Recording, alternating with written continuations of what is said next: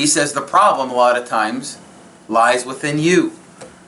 Maybe it's not 100% within you, but it could be 10%. It could be 50%. Whatever the point is, James is saying you have to look at you and ask this question: how have you, or how are you, contributing to the problem?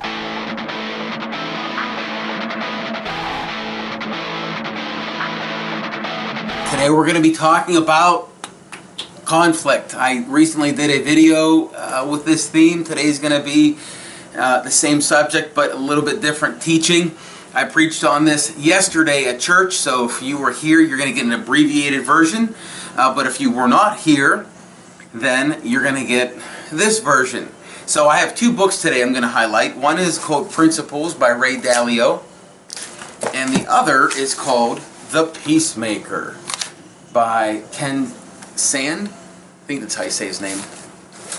Alright, why am I doing this again? The reason is because one of the things that struck me in yesterday's sermon is that you cannot escape conflict. Like James is writing, and that's what I'm going to be talking about in the Bible today. James is writing a church where there's conflict.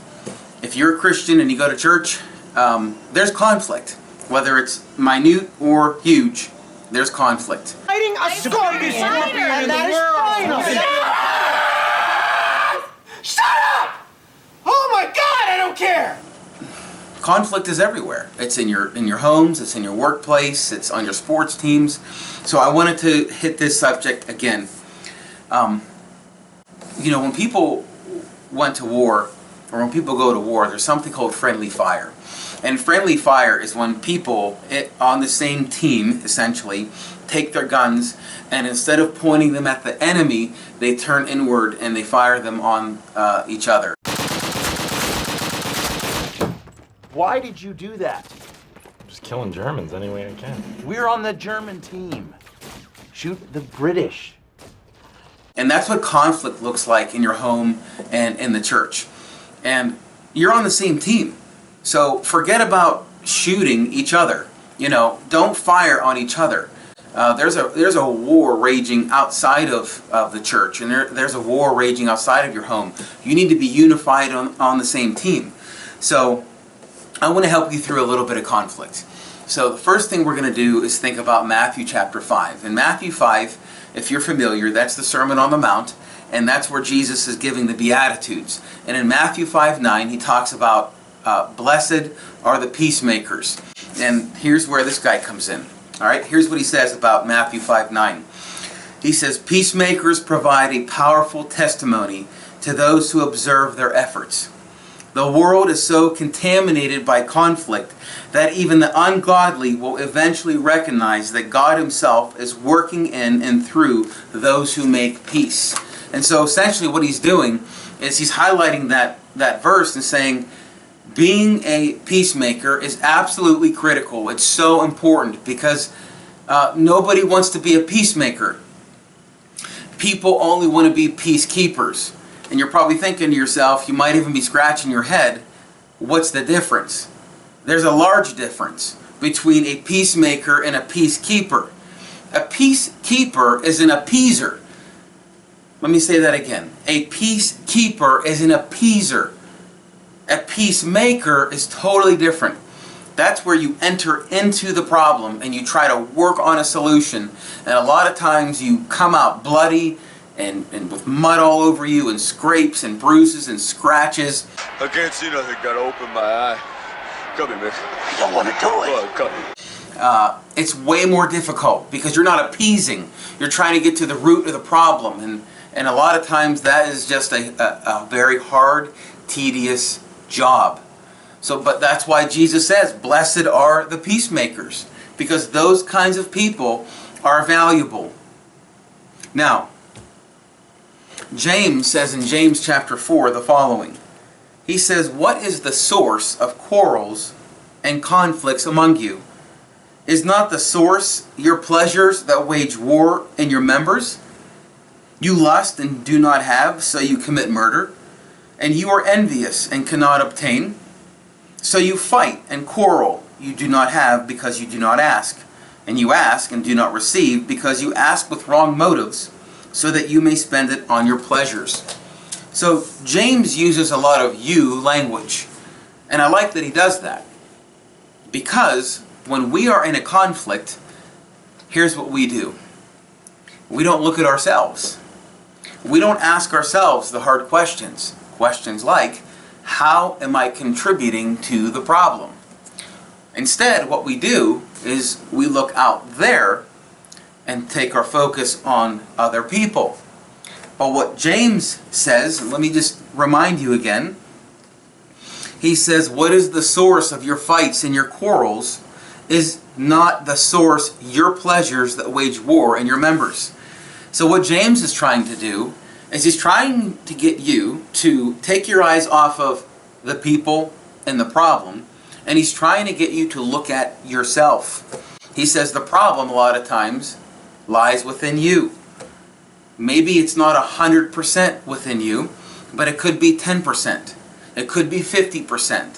Whatever the point is, James is saying you have to look at you and ask this question. How have you, or how are you, contributing to the problem? Jesus speaks of, in Matthew 7, Jesus talks about someone who is walking around with a huge log in their eye, and they're going out picking out the speck in other people's. Jesus says, look, how can you take the speck out of your brother's eye or your sister's eye, but you yourself ignore the huge log in your own? So you have to take a step back and self-reflect and look at yourself. Now, I told you, and I referred to this book earlier, and he refers to the biggest problems in our lives when it comes to conflict. The first is our ego, and the second is our blind spot. And I just referred to our blind spot. In Matthew chapter 7, that's what Jesus is talking about. Jesus is saying, look, you're going around picking out little minute things in other people's lives when you yourself have a huge log in your own. That person has a huge blind spot in their life. But what Ray Dalio does is he talks about our ego. He says that's another reason that keeps us in conflict, or it's another thing that prevents us from looking at ourselves. It's our egos. Our egos are damaging because when we look at ourselves, oftentimes we'll see how we are contributing to the problem. And a lot of times we just don't want to do that. Why? It's our egos, friends. Okay, so conflict is difficult because let's say you're the kind of person that actually is working on yourself. You have had your blind spots checked. You have had other people, maybe a mentor, speaking into your life. Then perhaps you've had your ego busted up pretty good, that you're able to look at yourself and see how you're contributing to the problem.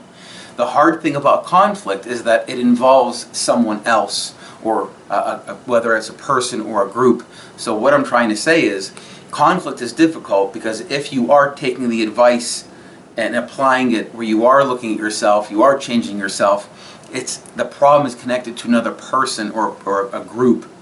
So you only can do so much at the end of the day. That's why I'm so thankful for Romans chapter 12. And in it, Paul says, if it's possible, depending on you, be at peace with all people. And I really like that he says that, because it sort of gives hope to the person that's taking the time to self-reflect and work on themselves. And he says, if it's possible. In other words, Paul, being a pastor and a missionary who has planted a zillion churches in his life, knows how difficult it is to work with people and different personalities.